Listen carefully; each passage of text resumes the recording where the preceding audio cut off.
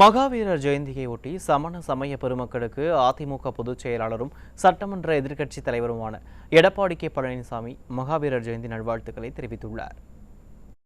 அதிமுக பொதுச் செயலாளரும் சட்டமன்ற எதிர்க்கட்சித் தலைவருமான எடப்பாடி கே பழனிசாமி வெளியிட்டுள்ள வாழ்த்து செய்தியில், பகவான் மகாவீரர் அவதரித்த திருநாளை மகிழ்ச்சியுடன் கொண்டாடி மகிழும் சமண சமய பெருமக்கள் அனைவருக்கும் தனது நெஞ்சார்ந்த மகாவீரர் ஜெயந்தி நல்வாழ்த்துக்களை மகிழ்ச்சியோடு தெரிவித்துக் கொள்வதாக குறிப்பிட்டுள்ளார். பகவான் மகாவீரர் இளமையிலேயே தனது சுக வாழ்க்கையை துறந்து இயற்கை சக்திகளோடு தமது வாழ்க்கை நெறிமுறைகளை இணைத்து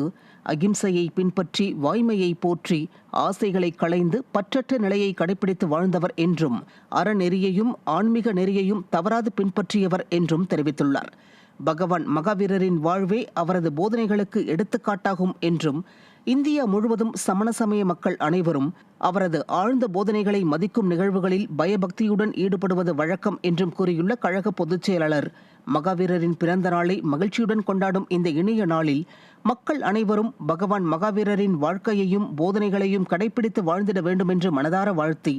அனைவருக்கும் இனிய மகாவீரர் ஜெயந்தி நல்வாழ்த்துக்களை மீண்டும் ஒருமுறை உரித்தாக்கிக் கொள்வதாக குறிப்பிட்டுள்ளார்.